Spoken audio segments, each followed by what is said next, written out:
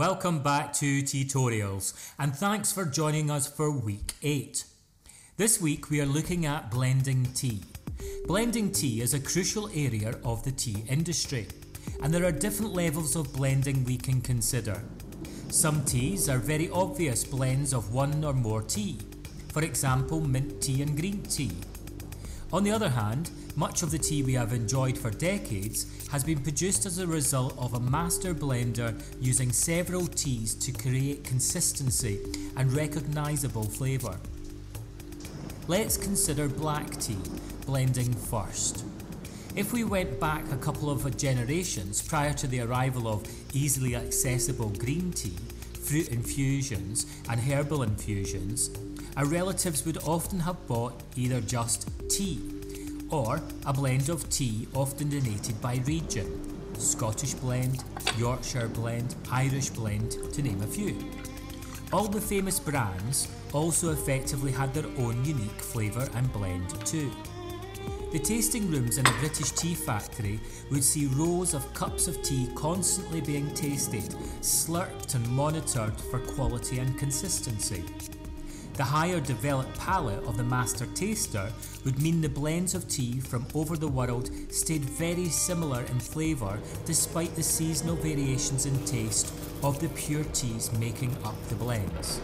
Perhaps we can all remember scenes on the television of white coats, caps and people with spoons slurping tea. For many years, the famous British tea blenders have been integral to the British love affair with tea. The simple brew we often take for granted was the creation of hours of tasting, sampling, trial and error until the master blender was happy with the end result.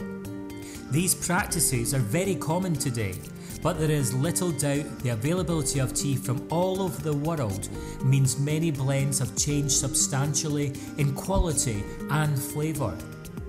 Modern day tea drinkers are perhaps more aware of the obvious nature of tea blending now.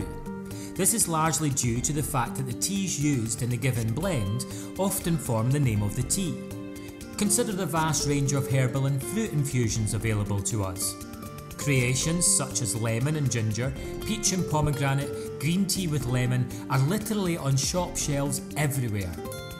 Indeed, the wee tea range of blends are fairly obvious also. Minty green, Darjeeling and rose, ginger chai, rooibos and vanilla, Earl Grey and blue flower, chamomile and lavender, and our famous breakfast blend. The secret to the blending is again through in creating consistency. The blender must also consider the end drinker and hope to fulfill their expectations. For example, with minty green tea, at what point does the mint overtake the green tea, or vice versa? Perhaps the drinker wants a bit more minty flavour than green tea flavour. Perhaps not. Once the percentages of each blend have been decided upon, it is a crucial part of the process that the recipe is adhered to going forward. Some of the most famous teas have of course been created by accident. Maybe the most famous is Russian caravan tea, a blend of Chinese black tea, oolong tea and lapsang souchong. Legend has it that tea being transported from China to Russia on camelback took on a slight smoky infusion during the long trek through the desert. Today the flavour is recreated by blending 3 teas together. There is little doubt our palates have developed. People are keen to try new flavours.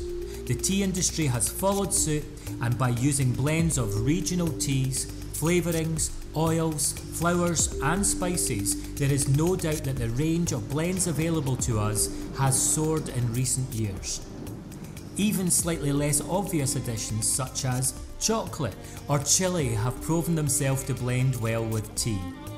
The skill is in getting the balance right though. Balance is indeed the key to all tea blending. Over the years we have met many people who create their own blends at home.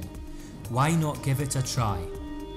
Next week we will consider bag tea versus loose leaf tea. See you there.